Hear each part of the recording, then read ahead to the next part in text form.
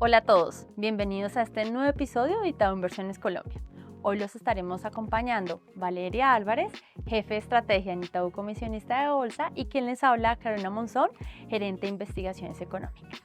La idea es hablar de las perspectivas económicas y tendencias del mercado en el 2025. Pero primero, Valeria, ¿cómo estás? Un gusto saludarte en esta temporada para invitarte un cafecillo y dialogar qué está pasando en este escenario de economía y mercados. Hola, Caro, muchas gracias. Te acepto el cafecillo. Vamos entonces a hablar de esas expectativas que tenemos para el próximo año y además también del balance del 2024. Entonces, para empezar, Caro, a mí me gustaría que hablemos un poquito de ese balance macroeconómico para el cierre del 2024. ¿Cómo empezó el 2024? ¿Cómo cierra también el año en términos macro? Cuéntanos entonces, Caro, tu visión.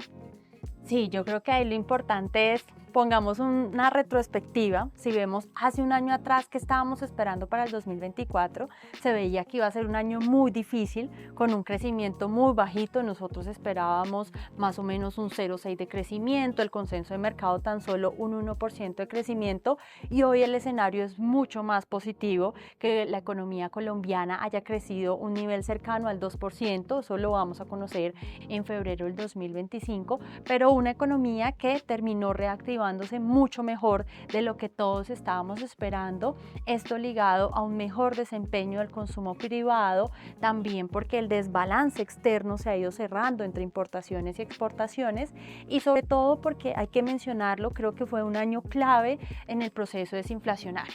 Todos estábamos muy preocupados con esa inflación de doble dígito y ya pasamos de una inflación que estuvo en su pico del 13% a cerrar a niveles más cercanos al 5%. Entonces hemos tenido casi 4 puntos de bajada de inflación en promedio en todo el 2024. Yo creo que eso sí le da mucho oxígeno a las empresas, a los consumidores y también al Banco de la República para que bajara sus tasas de interés, quizás no en la magnitud que se esperaba, porque todos pensábamos que quizás el 2024 podía cerrar en algún momento con tasas al 8%, pero cerramos en un 9,5%. Entonces, de alguna manera sí se materializó el proceso desinflacionario, el de bajada de tasas no tan rápido como todos estábamos pensando, incluso la última decisión con una sorpresa, una bajada de solo 25 puntos básicos, pero definitivamente pues fue un año mucho más positivo para la actividad. No sé, ahora me gustaría escucharte desde el punto de vista de dólar, si las noticias fueron tan positivas como en materia de actividad, aunque desde el punto de vista de actividad recordemos que incluso también tuvimos un paro camionero, no fue un año fácil, pero sí creo que se reflejó algo de volatilidad también en el peso colombiano. No sé tú cómo lo ves. Sí, Caro, yo creo que el 2024, debería dividirse en dos momentos. El primer semestre del año fue, como tú lo dices, un semestre un poquito más benevolente para los activos locales e internacionales también. Teníamos un escenario de expectativa de recorte de tasas por parte de la Reserva Federal un poco más acelerado, que permitía una menor volatilidad para las monedas de la región, y adicionalmente también teníamos este proceso de pronto de inflación que iba cediendo. Los activos locales estaban con un semestre muy positivo, pero el segundo semestre viene de pronto con algunos temas puntuales. Entonces la región, tuvimos elecciones en México, que eso generó muchísima volatilidad a las monedas de la región. El tema fiscal en Brasil también se enredó un poquito y eso llevó al real brasilero a máximos históricos, y como les decía, un dólar global con fortaleza luego de las elecciones en Estados Unidos, y porque además hemos visto que la economía en Estados Unidos parece que sigue muy resiliente, o eso nos han mostrado algunos datos de mercado laboral por ahora.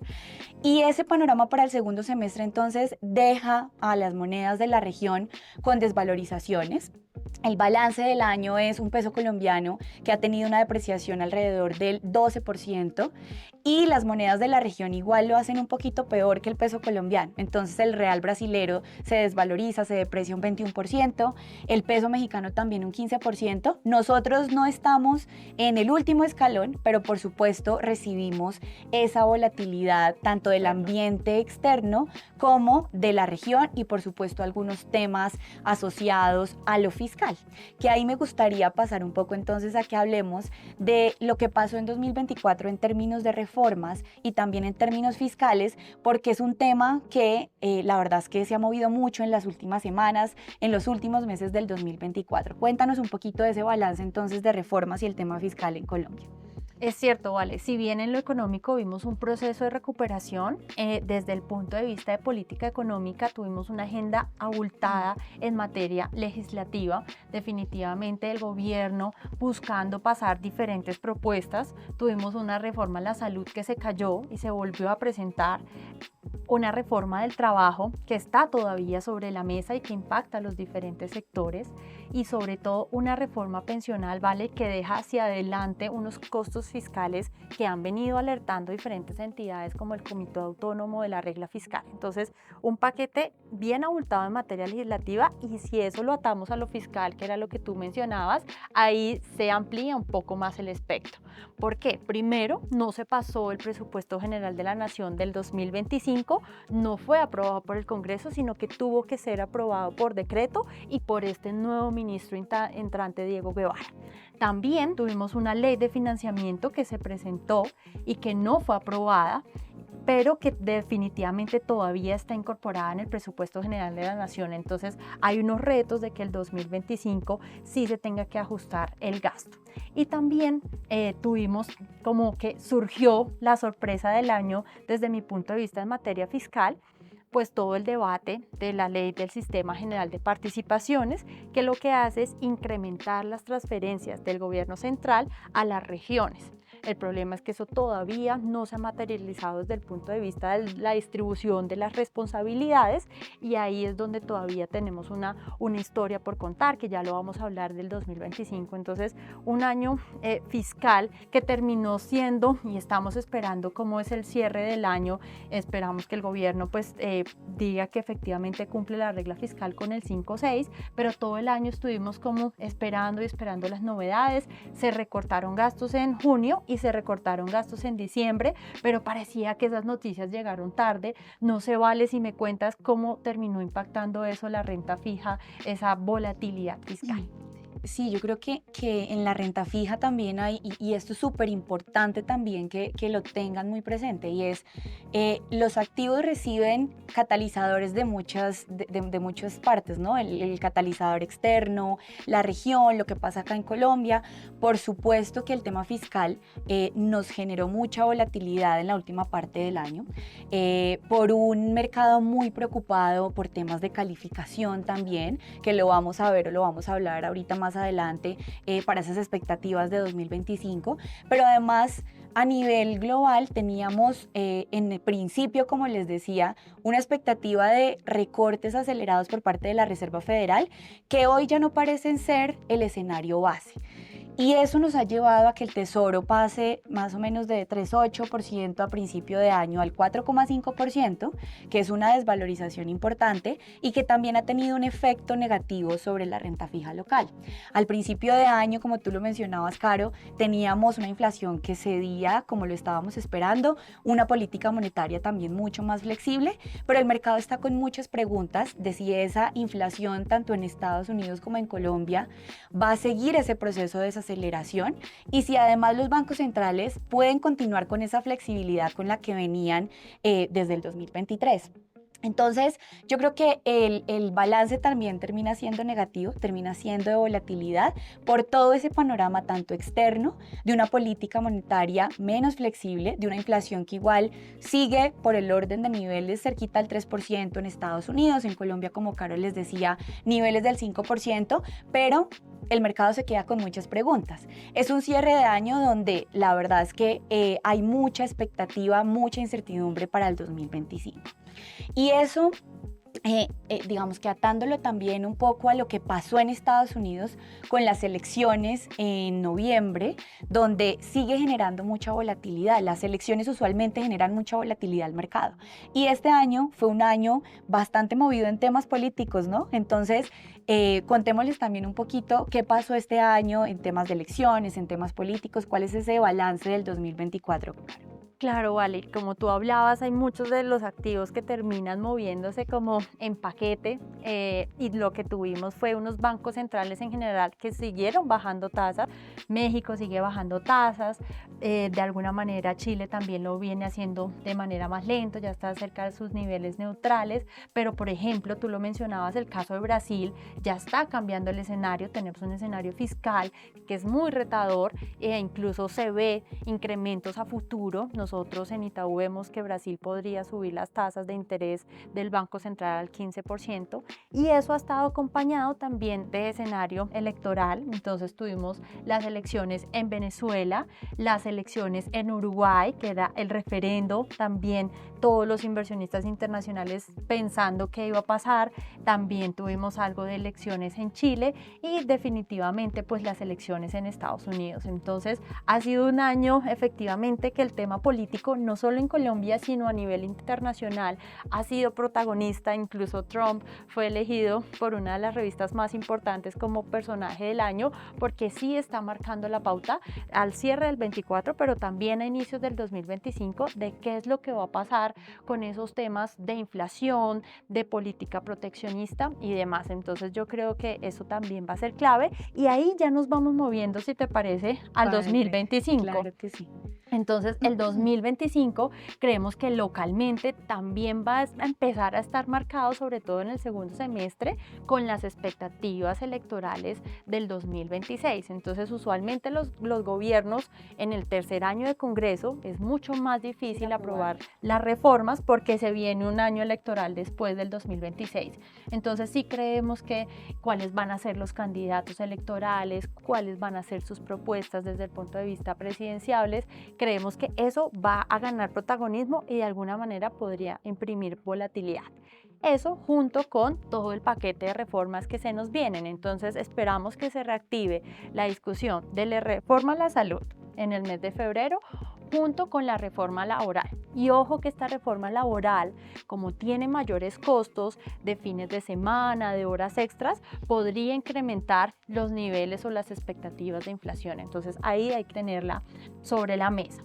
Ya para el mes o para mitad de año, entre junio y julio, pues el inicio de la reforma pensional, ya todas las personas tendrán que haber definido si tienen más de 2,5 salarios mínimos, en qué fondo de pensiones privados estar y también empezarán los subsidios, eso es un gasto fiscal adicional. Entonces el próximo año, digamos que el reloj está corriendo para la entrada en inicio de la reforma pensional y sobre todo una de las reformas que creemos que para el tema de mercados particularmente podría ser protagonista va a ser la ley de competencias. ¿Qué quiere decir esto? Que el gobierno efectivamente, si bien le va a transferir más recursos a las regiones a partir del 2027, desde ya nos pongamos de acuerdo si también se le van a transferir las obligaciones. ¿A qué me refiero?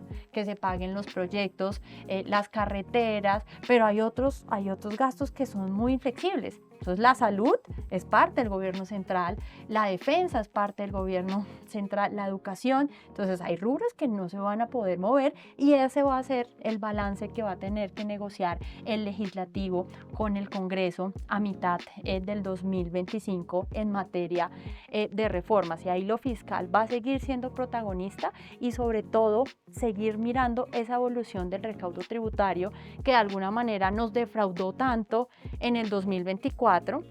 Y creemos que es muy necesario que en el 2025, si no se empieza con una mejor dinámica de impuestos, efectivamente se tenga que recortar el gasto que está previendo el gobierno para poder cumplir la regla fiscal.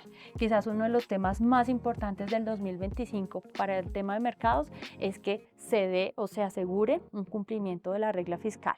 El gobierno ya se le cayó la ley de financiamiento y han dicho con el nuevo ministro que quieren volver a presentar una nueva.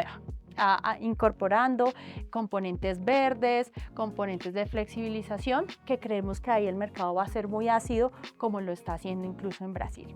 Pero no sé eso, ¿cómo lo ves tú, esta volatilidad en materia de reformas, si termine también generando algunos impactos adicionales ya para el 25? Bueno, ya en materia de expectativas para el 2025, necesitamos que se nos organicen un poquito, se nos alineen las estrellas, ¿no? Entonces los astros.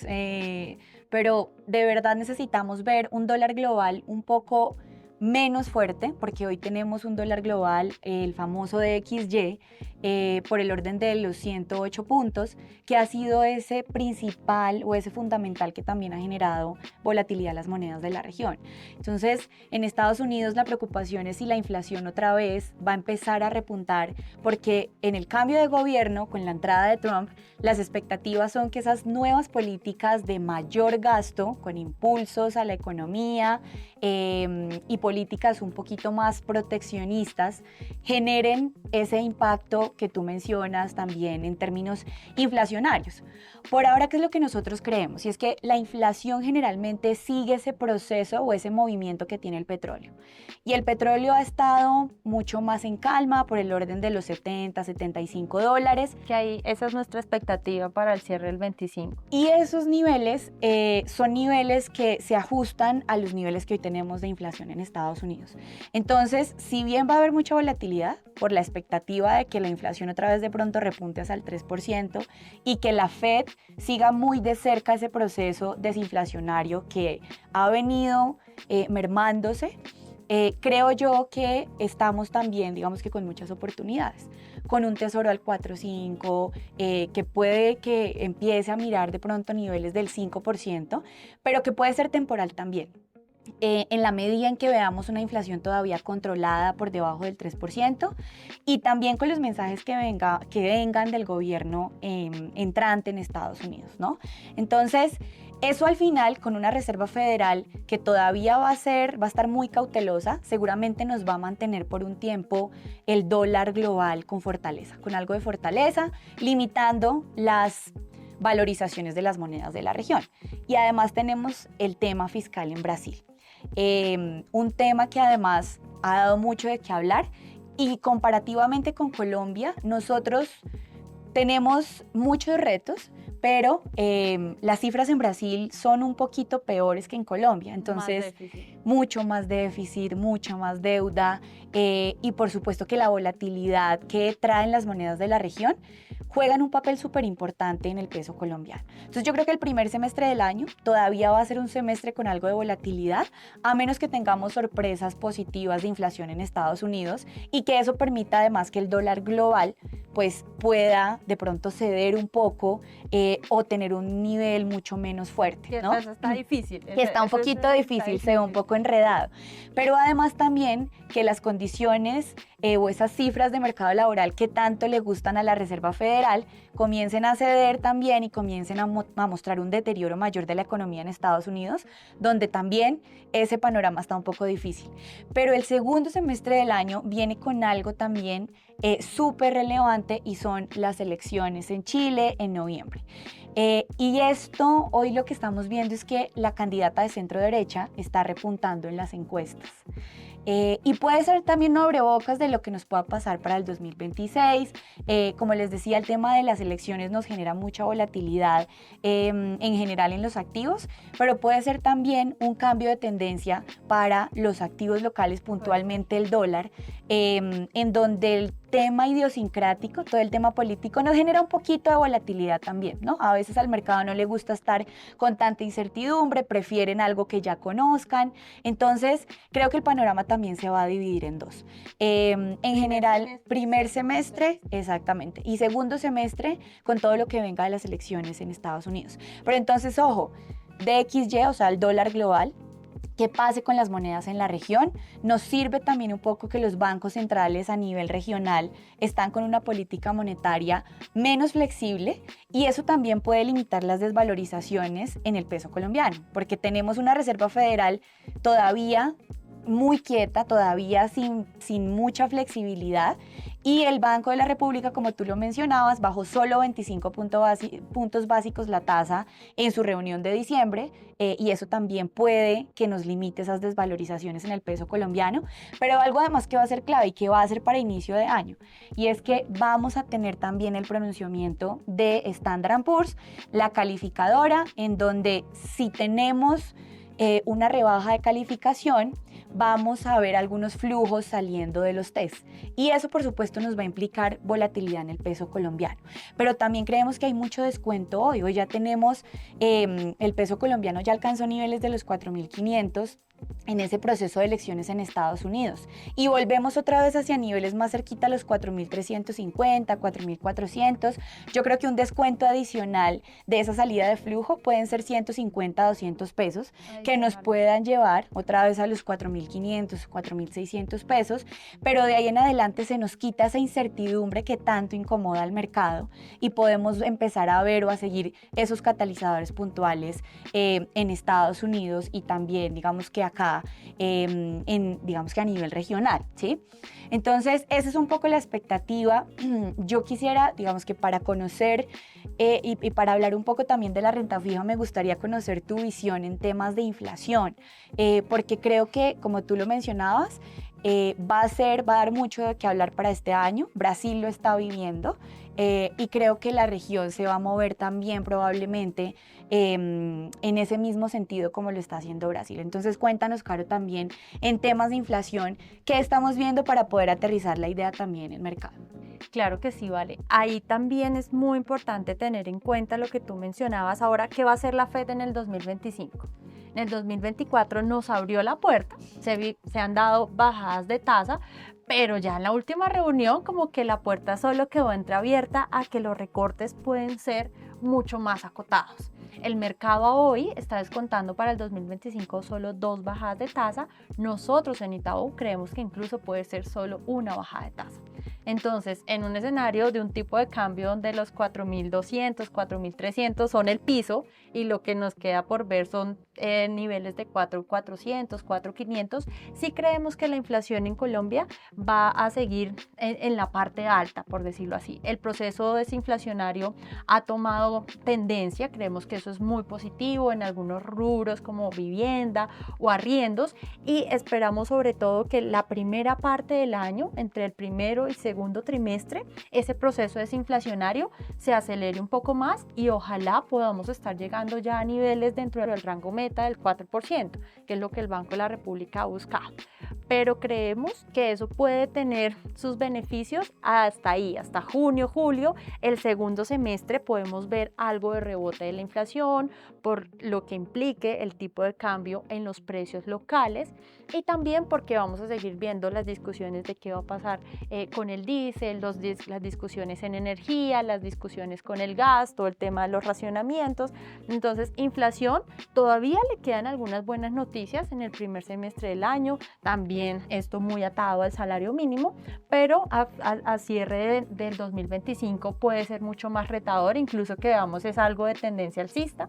En Itaú estamos esperando un 3.7, 3.8 de inflación con sesgo alcista. Y lo importante acá, lo definitivo, es ver si esa inflación cierra el año por debajo del 4 o no. Si el Banco de la República logra retornar la convergencia de la inflación. Y ahí es donde lo atamos a tasas de interés. Se ha venido cerrando mucho la puerta de las bajadas para este 2025, con la bajada de diciembre solo 25 puntos básicos. Y ahí creemos que el mercado va a ser mucho más cauto, sobre todo también porque vienen nuevos miembros a ser parte de la junta directiva de Banrep. Esos cambios se deberían dar en el primer trimestre del año, que en marzo ya tengamos nuevos miembros.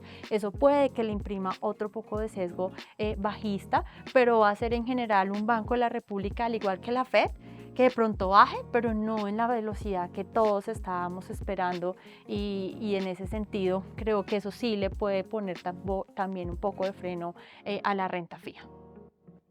Bueno, yo creo que ahí hay que pensar también que el mercado se adelanta mucho a todas estas noticias, y a nosotros mismos, a los analistas, ¿no? O sea, el mercado generalmente ya incorpora de cierta manera que la inflación en el segundo semestre pueda rebotar, que tengamos una tasa de política monetaria de pronto no al 5, no al 6%, sino mucho más de pronto por el orden del 6,75, 7. La tasa terminal. La tasa terminal, exactamente.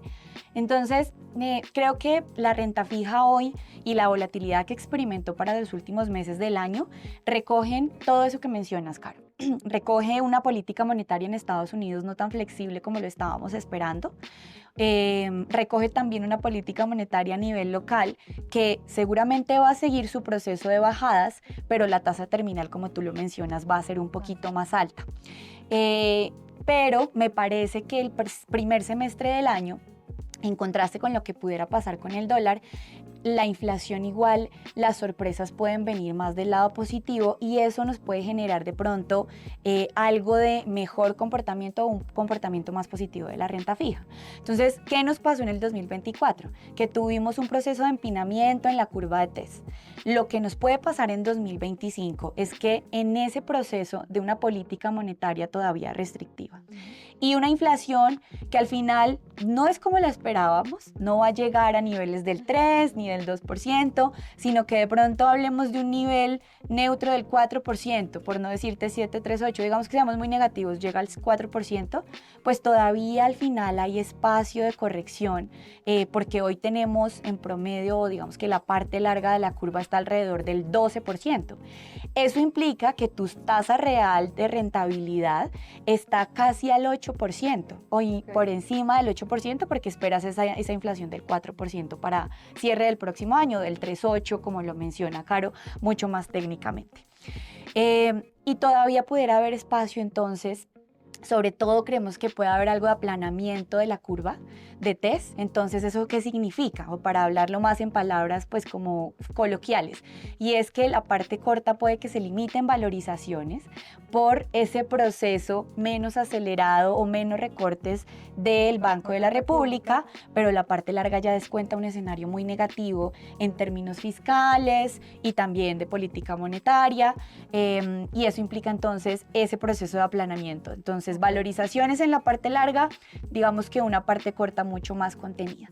Pero cuando hoy vemos la parte corta hay muchas referencias que ya están al 10% y eso es una rentabilidad también muy atractiva, pensando que la inflación, insisto, va a cerrar en niveles del 4%. Ahí igual hay que resaltar algo y es el tema de la calificadora, insisto. Esto iba a mencionar, como que tenemos que saber también el marco fiscal de junio del 2025, qué noticias nos trae de regla fiscal, si van a cumplir con una meta de déficit del 4,7, del 5,1, creo que eso también va a ser definitivo. Totalmente. El tema de la calificadora, el tema fiscal va a seguir, digamos que generando mucho ruido, generando volatilidad al mercado, pero yo creo que después de los anuncios de Standard & Poor's, creo que el mercado va a incorporar la noticia y vamos a seguir ese proceso en el que veníamos de una manera mucho más contenida. Pero ojo, porque también hay que tener en cuenta algo y es el escenario de política monetaria afuera. Los tesoros alrededor del 4,5 y si quieren seguir subiendo un poquito más hacia el 5%, eso también nos puede limitar las valorizaciones. Por eso insisto que igual el tema de inflación en Estados Unidos hay que ver si nos da alguna sorpresa positiva y eso nos permite tanto dólar global como tesoros de pronto tener un espacio de menor volatilidad y que también se incorpore aquí a nivel local. Eso es un poco, digamos, como lo que estamos esperando para el 2025 en la renta fija. Seguramente las valorizaciones ya las vimos en el primer semestre del 2024, pero hay oportunidades. Cuando hay esta volatilidad tan enorme, esta incertidumbre, igual se abren muchas oportunidades, como les menciono, una parte larga de la curva de test que ya está por encima del 12% cuando tenemos hoy pues un escenario de política monetaria, una tasa de política monetaria, tasas reales altas, exactamente. Entonces, eso es un poco. Y para cerrar, Caro, mi última pregunta es, ¿qué estamos viendo en temas de crecimiento, en temas de inversión? ¿Cómo ves el 2025? Y además a puertas de elecciones también, ¿cómo ves este escenario en general para 2025? Pues recordemos, Vale, que el 2024 fue un año bastante difícil para la inversión en Colombia, si bien todavía seguimos teniendo inversión extranjera directa y las cifras no son malas, pues cuando ya lo vemos desde el punto de vista del PIB, hay algunos sectores bastante lastrados, muy seguramente también porque estábamos en un escenario de inflación y de tasas altas, pero por ejemplo si vemos un sector manufacturero todavía muy castigado, la construcción. Entonces, ojalá que el 2025 nos muestre un año con mucho más aire, porque vamos a tener un proceso desinflacionario ya buscando niveles de inflación cercanos al rango meta, Banco de República con tasas reales altas, pero todavía menores a las que vimos en los años pasados, y que eso le dé mucho más oxígeno a la inversión. ¿Cuál es el riesgo acá? Poner también los riesgos sobre la mesa. Pues este paquete tan abultado de reformas, sobre todo la laboral, que es clave para el sector inversionista. Entonces necesitamos ver que efectivamente tengamos un proceso de recuperación en la inversión, y creo que eso también va a estar atado a lo que empecemos a vislumbrar desde el 2020 para el 2026 en materia de elecciones. Y lo decías tú, de pronto Chile empieza a ser como un faro que nos empiece a guiar qué va a pasar. Sin embargo, si vemos que desde entonces ahí nos puede dar un escenario un poco más positivo en inversión, pero ¿qué nos puede pasar en gobierno, en gasto de gobierno? Que sí sea mucho más acotado, si siguen de alguna manera esas afugias fiscales, si el recaudo avanza lento, pues un tercer año de gobierno boyante, como lo suele ser todos los terceros años, esta vez no va a pasar. Entonces nosotros sí preferimos ser un poco más cautos, creemos que la recuperación de la economía va a continuar en el 2025, estamos apuntando a un crecimiento cercano al 2,4%, que es un crecimiento promedio al que esperamos como grupo para la TAM, un 2,4%, pero sigue estando lejos de lo que debería ser una Colombia creciendo al 3, 3,5 o 4 de potencial como fue en el pasado. Entonces una recuperación, pero que va avanzando paso a paso, y ojalá me equivoque, ojalá estemos aquí el próximo año diciendo que la economía colombiana terminó creciendo un 3, un 3,5, eso sería la mejor noticia, pero sí sentimos algunos vientos de frente un poco difíciles, el proteccionismo en los Estados Unidos, lo que está sucediendo también en Venezuela, el tipo de cambio que puede estar un poco más alto y castigar de alguna manera al sector importador. Entonces hay riesgos, hay cosas positivas que nos ayudan a pensar que vamos a crecer más del 2%, pero hay otros riesgos un poco que siguen estando en el radar el próximo año. Y de nuevo tú lo mencionaste, no hay que perder de vista lo que está pasando con los otros países. México creemos que puede ser un termómetro muy claro del impacto de las elecciones en Estados Unidos en la región. México como principal socio comercial, vamos a ver qué tanto el proteccionismo les impacta también todo su sector exportador, si el tema del nearshoring se vuelva de nuevo para América Latina como la gran palabra y la realocación. Entonces el 2025 creemos que puede ser de muchas oportunidades para Colombia, pero que va a ser un proceso limitado, dado pues el entorno local de reformas, discusiones de elecciones y la llegada de Donald Trump a los Estados Unidos. Pero eso vale, de pronto ya sinteticémoslo para cerrar algo rapidito de la renta variable. Sí, nos faltaba hablar de acciones, ¿no? Hablamos del dólar, hablamos de la renta fija, las acciones las dejamos un poquito olvidadas. Este año 2024 fue un año más o menos de una valorización en el Colcap del 14%, y el 2025 también viene con retos, pero te escucho y pienso en que todavía vamos a tener un crecimiento más o menos del 2% para cierre de año, para el 2024 Sí, es lo que 2,4, estamos esperando, 2,4%. Y 2025 también vamos a tener, digamos que un buen crecimiento, entre comillas, un crecimiento promedio.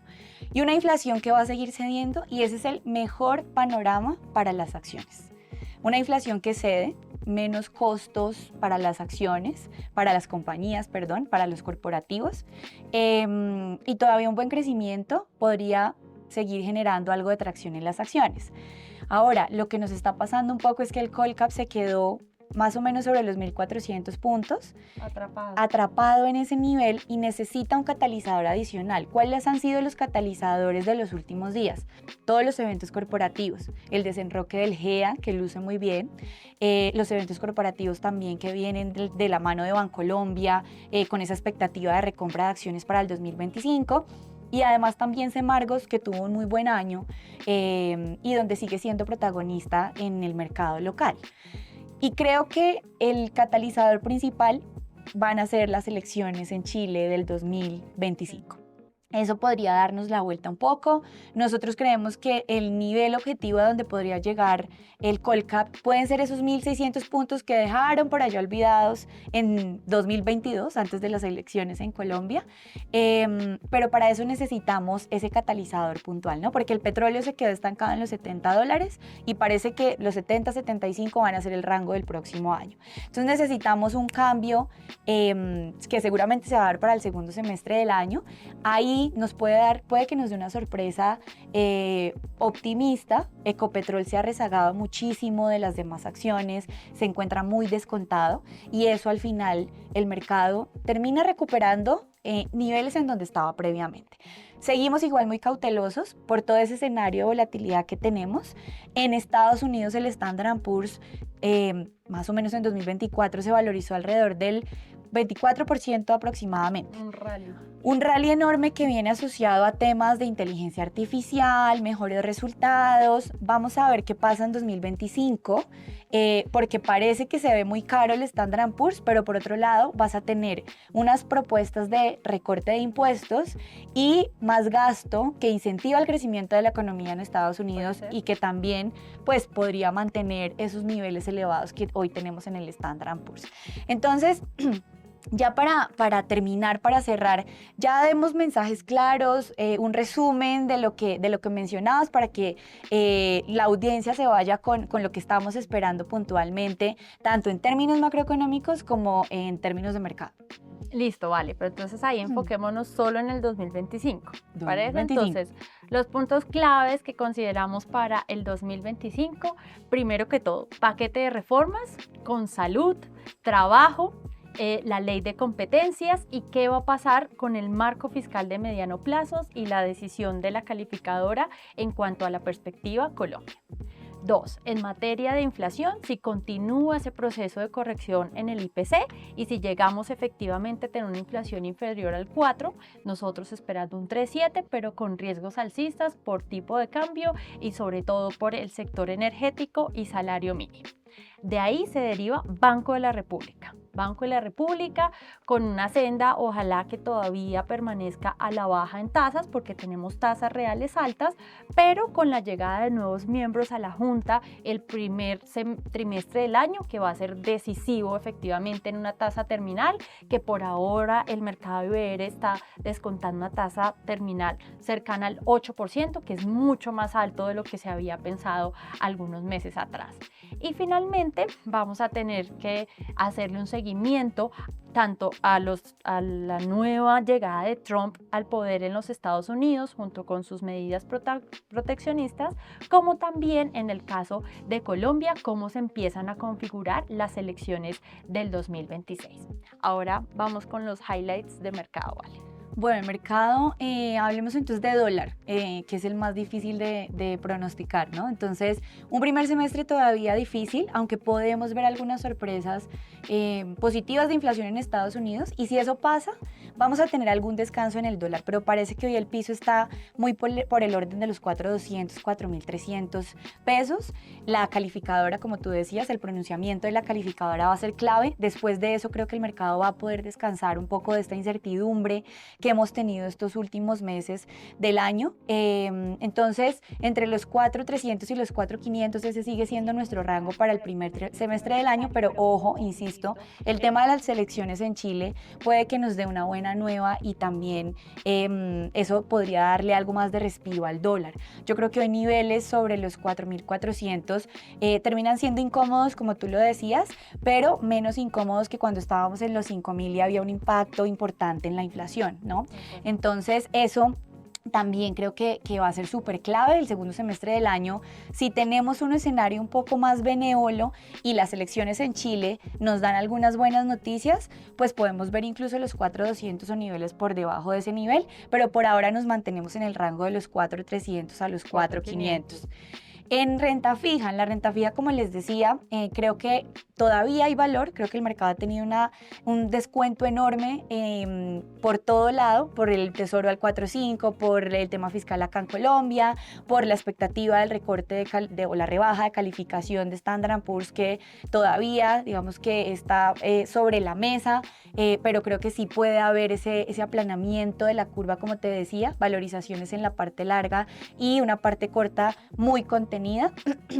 Y en renta variable vamos a ver si nos da una sorpresa. Yo me voy a atrever a dar un nivel de Colcap a los 1.600 puntos, solo si tenemos una expectativa buena de elecciones en el segundo semestre del año por el lado de Chile, y eso nos empieza a marcar la pauta también para el 2026.